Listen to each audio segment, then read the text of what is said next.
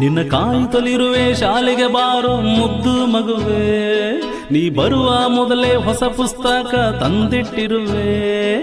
ದೇವರ ಗುಡಿ ಶಾಲೆಯನ್ನೇ ಹೂದೋಟ ಮಾಡಿರುವೆ, ಚಿಟ್ಟೆಯ ಹಾಗೆ ನೀ ಬಂದ್ರೆ ಈ ಲೋಕವನ್ನೇ ಮೆರವೆ. ಶಾಲೆ ಆರಂಭವಾಗಿದ್ದ